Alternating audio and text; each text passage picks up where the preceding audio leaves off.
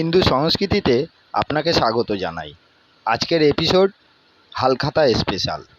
প্রথমেই বলে রাখি, আজকের এপিসোডটি খুব মজার এবং তথ্যবহুল। হালখাতা, আচ্ছা কখনো ভেবে দেখেছেন কি এমন দুটো শব্দ একত্র ব্যবহার করে একটা উৎসব বা অনুষ্ঠানের নামকরণ কেন করা হলো? খাতা তো বুঝলাম, কিন্তু হাল কেন?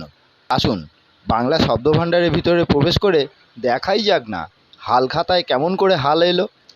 একটু খেয়াল করলেই আমাদের মনে পড়বে, চাষের জন্য জমিতে যে লাঙল দেওয়া হয় সেই লাঙলের ফলাকে বলা হয় হাল। মনে পড়ে নিশ্চয়ই, নৌকার মাঝি যে যন্ত্রটি ধরে নৌকা চলাচলের দিক পরিবর্তন করতে পারে সেটাই হলো হাল। জাহাজেরও এমন হাল আছে, কিন্তু বর্তমান সময়কে বোঝাতে গিয়েও আমরা হাল শব্দটার ব্যবহার করে থাকি। গাড়ির চাকায় যে লোহার বেড় থাকে সেটাকেও হাল বলা হয়। পরিস্থিতি বোঝাতেও আমরা হাল শব্দটার ব্যবহার করি।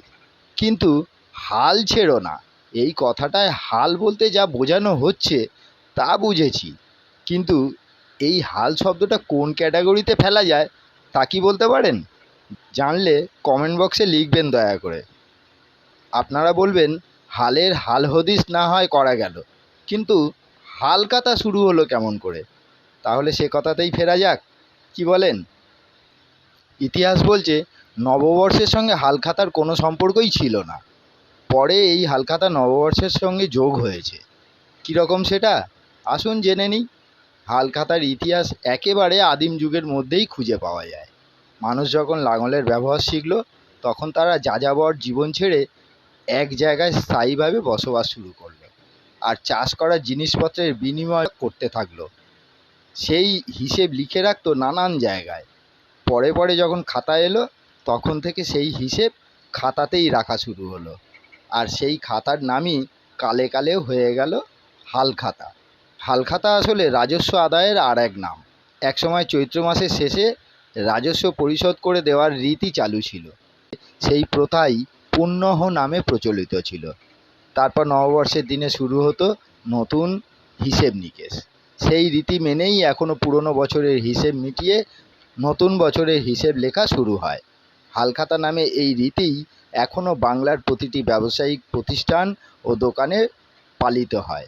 লাল রং উজ্জ্বল এবং শুভ, তাই লাল শালু কাপড়ের মলাটে মুড়িয়ে সেই খাতার পুজো করে প্রথম পাতায় লাল সিঁদুর দিয়ে স্বস্তিক এঁকে ১৬ আনা অর্থাৎ ১ টাকার কয়েনের ছাপ দিয়ে শুরু হয় নতুন বছরের হালখাতা লেখা। হালখাতাকে টালি খাতা এবং লাল খাতা নামেও ডাকা হয়, বলা হয় খেরোর খাতা বলেও। হালখাতা এখন শুধু নববর্ষেই নয়, হিন্দু ধর্মে সারা বছরের মধ্যে অন্যতম সেরা শুভ দিন হলো অক্ষয় তৃতীয়া। সে কারণেই নতুন বছরের প্রথম দিনটির পাশাপাশি অনেকেই হালখাতার জন্য বেছে নেয় অক্ষয় তৃতীয়াকে। আজ তবে এখানেই।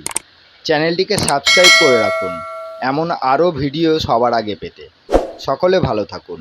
ঈশ্বর আপনাদের মঙ্গল করুন।